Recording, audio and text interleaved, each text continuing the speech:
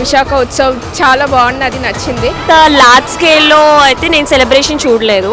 ఇలాంటివి ఇంకా ఇంకా చాలా అవ్వాలని కోరుకుంటున్నాం.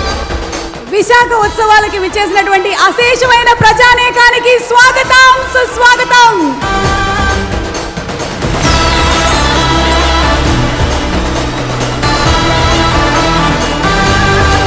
విశాఖ ఉత్సవాలే ఒక బ్రాండ్ ఇమేజ్ ఇచ్చేయని మాకు తెలియజేస్తాం. సో విశాఖపట్నం అనేసరికి ఎక్కడ లేని ఉత్సాహం వస్తుంది. ఆ ఉత్సాహంతోనే ఈ రోజు విశాఖ ఉత్సవానికి కూడా మేము అందరం కూడా ఇక్కడికి రావడం జరిగింది.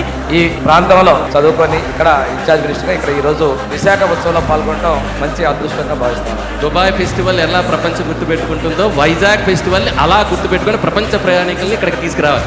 ఈ ప్రాంతం అంతా కూడా చూస్తూ మహాపట్నంగా తయారైనటువంటి సందర్భం. ఒకసారి ఇక్కడ అలవాటు అయితే ఎక్కడ ఉన్నాయి. ఆ కష్టాలన్నీ మర్చిపోయేంత చక్కటి వాతావరణాన్ని ఇచ్చింది విశాఖపట్నం ప్రజలకి. ఈవేళ సంక్రాంతి తర్వాత మళ్ళీ సంక్రాంతిని ఈవేళ కల్పించే భాగంలో బాధ్యత భాగ్యం కల్పించినందుకు నమస్కారాలు.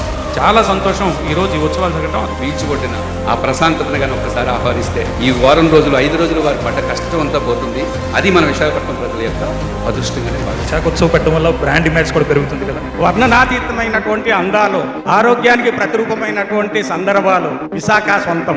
ఆంధ్రప్రదేశ్ మొత్తంలో కూడా చూడాలనుకున్నటువంటి ప్రాంతం విశాఖపట్నం అంటే ఇక్కడ పుట్టి పెరిగినటువంటి వ్యక్తిగా నాకు చాలా ఆనందంగా ఉంటుంది.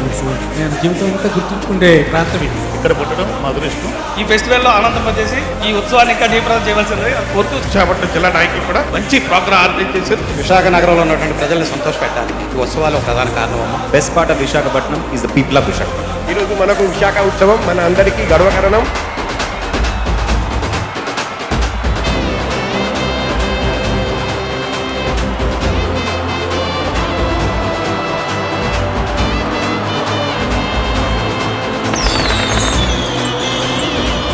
One and only సునీత గారు.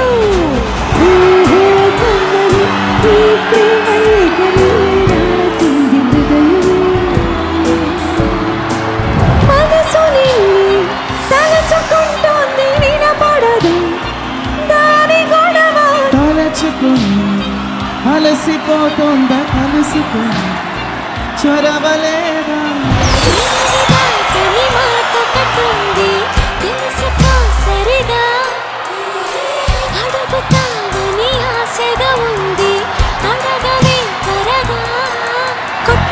కన్ను పెట్టి నిన్ను నాలో దాచుకున్నానే. అద్దమంటి అందాలో ఈ తగదిన్న తందాన అంటుకుంటే ఆరట్లో ఈ తగదిన్న